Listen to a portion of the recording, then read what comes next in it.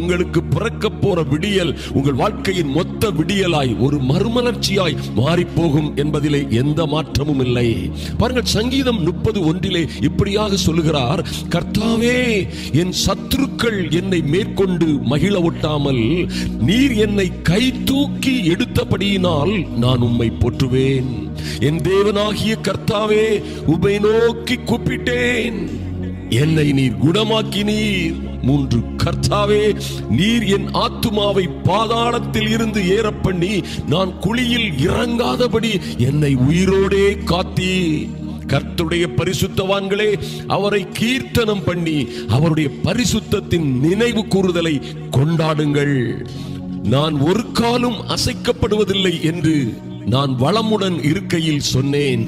பாருங்க, அருமையான தேவ பிள்ளைகளே, தாவீது இப்படியாக ஒரு ஜெபத்தை செய்கிறார். கர்த்தாவே, என் சத்துருக்கள் என்னை மகிழ ஒட்டாமல், ஐயா, என்னை தள்ளினவர்கள், என்னை வலையிலே அகப்பட பண்ணினவர்கள், என்னை பல்வேறு பிரச்சனையிலே அகப்பட பண்ணி வேடிக்கை பார்த்து கொண்டிருக்கிறவர்கள், என்னை வெட்கத்துக்கு உட்படுத்தியவர்கள் என்ன செய்யக்கூடாது? மகிழ ஒட்டாமல் நீர் என்னை கை தூக்கி எடுத்தீர். நீர் அப்படி எடுத்தபடியினால் உம்மை போற்றுவேன். அருமையான தேவ பிள்ளைகளே, பாருங்கள், என் தேவனாகிய கர்த்தாவே, உம்மை நோக்கி கூப்பிட்டேன். தாவீது சொல்றார், என்னை குணமாக்கினீர். என்றும் அவரை நோக்கி கூப்பிடுகிற உங்களை அவர் குணமாக்குவார்.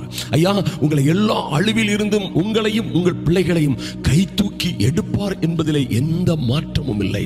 உங்கள் சத்துருக்களை மகிழ ஒட்டாமல் அழுகையில் இருந்த உங்களை ஆனந்த களிப்பை காண செய்வார். அருமையான தேவ பிள்ளைகளை, பாருங்கள், அப்படியாய் கர்த்தர் நமக்கு கிருபை செய்யாவிட்டால் தாவீது சொன்னது போலே, பாருங்கள், பாதாளத்திலே நாம் இறங்கினவர்களை போல மாறி இருப்போம். ஆனால் கர்த்தரோ, பாருங்கள், அவர் என் ஆத்துமாவை பாதாளத்தில் இருந்து ஏற பண்ணி நாங்களும் எங்கள் பிள்ளைகளும், ஐயா, எங்கள் தொழிலும் எங்கள் கையின் பிரயாசங்களும் குழியில் இறங்காதபடி கர்த்தர் எங்களை உயிரோடே காத்தீர் என்று அவர் உங்களுக்கு செய்கிற அற்புதங்களுக்கு பிறகு நீங்கள் இப்படியாய் சாட்சி சொல்வீர்கள், நீங்கள் மேன்மை பாராட்டுவீர்கள். அதனால் தான் 4ஆம் வசனத்திலே, கர்த்தருடைய பரிசுத்தவான்களே, அவரை கீர்த்தனம் பண்ணி அவருடைய பரிசுத்தத்தின் நினைவு கூறுதலை கொண்டாடுங்கள்.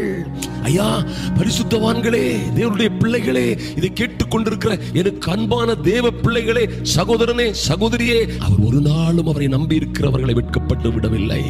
ஐயா, அவர் ஒரு நாளும் அவரை விசுவாசிக்கிறவர்களை கைவிட்டதில்லை. அவரை நோக்கி பார்த்தவர்களை அவர் பிரகாசம் அடைய செய்யாமல் விட்டதில்லை.